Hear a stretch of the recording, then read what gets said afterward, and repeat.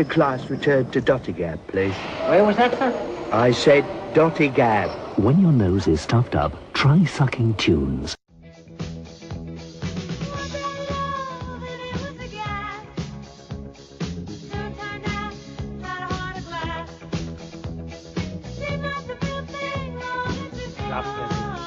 Do you know what I love? It's the fact our diligent producer Ian has put the name of the song and the artist up just in case I'm not sure who it is.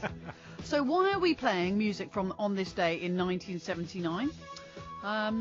We want you all to feel very old because today is the 40-year anniversary of Trevor Francis being the first £1 million player. And I asked Cass this morning, what do you remember about that? And you said, I was cutting hair.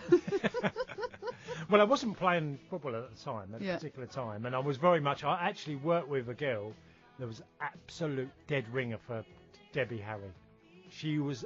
Did you marry her? Because you have a habit of... a lovely girl. I was still friends. Well, I haven't seen her for Michelle for a long time, but she was a lovely girl. She was a dead ringer for her. How old were you in 79?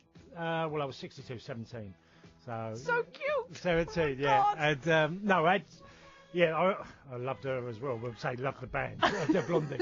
But 79 was really weird because when you mentioned Trevor Francis, and being the first £1 million player, Trevor was an absolute top player, Georgie. He had the lot, Trevor. Blisteringly quick, very gifted, natural in front of goal. You never know which way he was going to go, left or right. He was a really great goal scorer. But what always I remember of that transfer, that not long afterwards, Steve Daly went to Man City for a much larger fee, who was, in my opinion, nowhere near the level of Trevor Francis, but went for more money within months. Well, it's funny, isn't it? Because we looked him up this morning, and he went for 1.4 million. And actually, we were just discussing the fact that once a ceiling is broken in the transfer window, it's flooded with others. There's only one exception I can find to that. There's a couple of exceptions I can find to that, which is like Ronaldo when he went to Real Madrid and Torres when he went to Chelsea. It took a while for other players to go for that much money. But Gareth Bale's move, for example, to Real Madrid, then it just became kind of normal for 90 million plus to become an asking price for a really premium player. But, I mean, you can't... Here's the economics on how much £1 million was in those days. The average British wage 40 years ago was £6,000, which is the equivalent today of about 28,000. So that hasn't actually changed. Average wage has gone with inflation. Petrol cost £1.28p a litre. Oh, that just makes me so depressed. I just filled up at 1.39 in London last night. A pint of beer was 35p. Really? A loaf of bread was 33p. So bread hasn't gone up that much actually. I was you going can to still say, get bread for under £1. Bread was expensive. Pint of milk 17p. Average cost of a house, this is so depressing, £13,650. Yeah.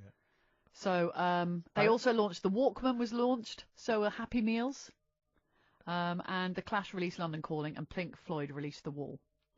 Yeah. So that makes you feel old, doesn't it? Well, you were doing shampoos and sets in South East London. Shampoo and sets, yeah. Yeah, it does.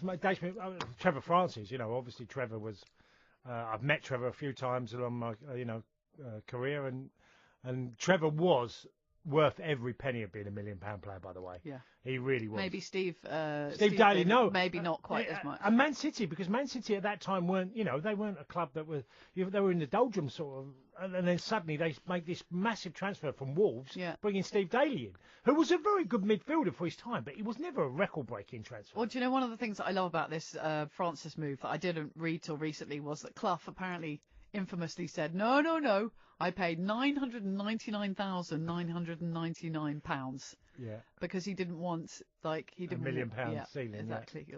Come on. Just Cloughie just being properly obtuse. Do you imagine being around Cloughie in 79 and being, as a type of person that Cloughie... Because I've heard so many stories about Cloughie, right? I think I would have been a bit petrified. It must have been, to be honest. Well, it must have been utter madness. Them players at that time must have just thought...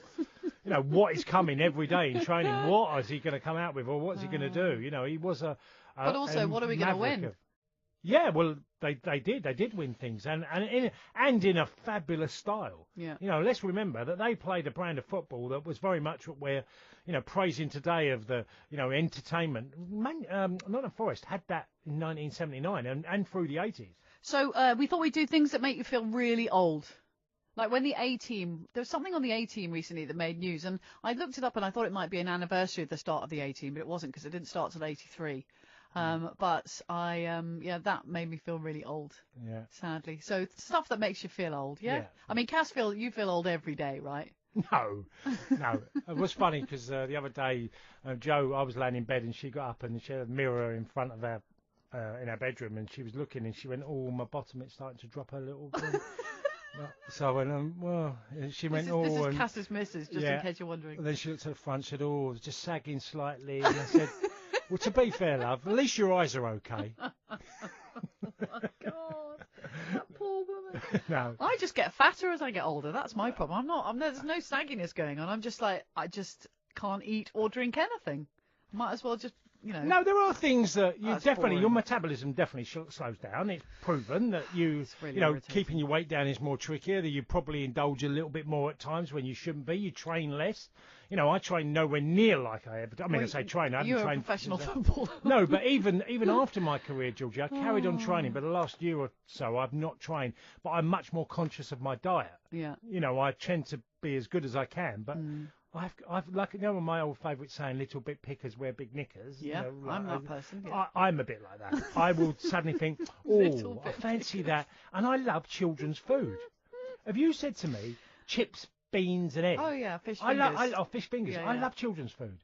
I'd rather sometimes have that and a nice dinner, and say, "Oh, I could have the kids' food tonight." I see my little boy Rocco having fish fingers, and I'll have that. I'll have 10 fish fingers. Right, things that make you feel really old, please, on the text 81089, or I'm on Twitter at Georgie Bingham, or our show page is at talkSPORT WSB. You're welcome to get in touch. Join Cass and I in the Things That Make You Feel Old club, and we'll go through a few of those before we finish at 11. My knee, by the way. Oh, your knee. My knee makes Creaky me feel knee. old. Okay, yes, yeah. There we go. You can't have knee. Cass has got monopoly on knees. I'll stop the world and melt with you.